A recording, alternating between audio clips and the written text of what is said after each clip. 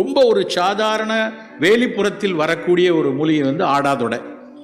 அந்த ஆடாதொடையை வந்து அது ஆடு தொடாது, அதனால தான் ஆடாதொடைன்னு பேர் வச்சாங்க. அது அவ்வளவு கசப்பு. ஆடு ரொம்ப கசப்பாக இருக்கிறதுனால அந்த இலையை மேயாது. ஆனால் அந்த ஆடை வந்து ஆடு தான் மேயாது, ஆனால் நாம் மேய வேண்டிய ஒரு இலை அது. அந்த ஆடாதொடையிலிருந்து தான் நவீன மருத்துவத்தில் பிராம் ஹெக்சின் அப்படின்னு ஒரு ஆல்கலாய்டை பிரித்து எடுத்து சளியை பிரிப்பதற்கு பயன்படுத்துகிறாங்க. சித்த மருத்துவத்தில் ஒரு பாடல் என்னன்னா, ஆடாதொடையும் குறுமிளகும் பாடாத நாவும் பாடும். பாடாத நாவும் பாடும்னோடனே நாங்கள் கல்லூரி காலத்தில் படிக்கும்போது பெரிய எஸ்பிபி இவங்கெல்லாம் பாட பிடிக்க வேண்டியதுடா, பெரிய பாட்டு வரணும்னா படிக்கணும், ரொம்ப அதை ஏளனமாக. அந்த நேரத்தில் என்ன தெரியும், 17 வயசு 18 வயசில் விளையாட்டாக அதை பார்த்தோம்.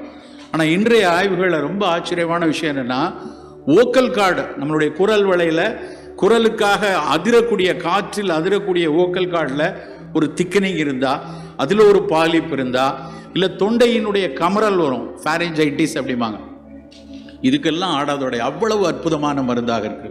வெறும் ஆடாதொடையில் 2 இலையை கிழிச்சு போட்டு தண்ணி ஊற்றி கொஞ்சம் மிளகு போட்டு ஒரு அதிமதுரம் போட்டு ஒரு டீ சேர்த்து அந்த தேநீரை குடிச்சு பாருங்க. ஒரு கசப்பும் துவர்ப்பும் இனிப்பும் கலந்த ஒரு தேநீராக ஆடாதொடை. மழைக்காலங்களில் வாரத்துக்கு 2 நாள் எடுத்துக்கலாம்.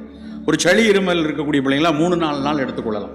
இந்த ஆடாதொடையில் இன்னொரு முக்கியமான விஷயம் என்ன தெரியுமா, இரத்த தட்டுக்களை உயர்த்தக்கூடிய தன்மை ஆடாதொடைக்கு மட்டும்தான் உண்டு. நம்ம நிறைய பேர் வந்து டெங்கி காலத்தில் நம்மெல்லாம் பப்பாளி இலை சாறு போடுவோம், நிறைய படித்தோம். ஏன்னா பப்பாளி இலை சாறு சித்த மருத்துவத்திலேருந்து வந்தது கிடையாது. அது வந்து ஆக்சுவலாக அதை முதல்ல சொன்னது மலேசியர்கள்.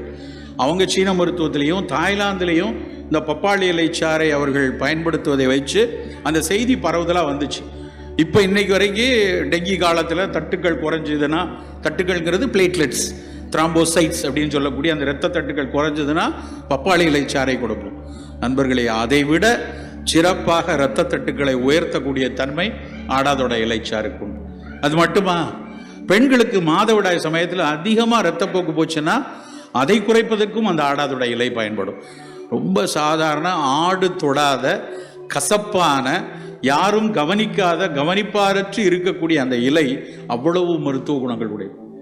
அந்த ஆடாதொடை இலையும் மிளகும் அதிமதுரம் சேர்ந்து ஒரு தேநீர் எடுத்துக்கொள்ளலாம். ஸோ கம்யூனிகபிள் டிசீஸ்ன்னு சொல்லக்கூடிய இந்த இன்ஃப்ளூயன்ஸாவோ இல்லை இந்த ஹெப்பாட்டிஸ் ஏயோ வேறு எந்த சிறு சிறு தொற்று நோய்கள் வராமல் இருக்க இது மாதிரியான கஷாயங்களை நம்ம காலையில் நம்மளுடைய பானங்களோடு எடுத்து, இதுதான் தீர்வுகள். இதுதான் நான் தலைப்பு கொடுக்கும்போது நல சவால்களும் நம்பிக்கையூட்டும் நல தீர்வுகளும் சொன்னேன்.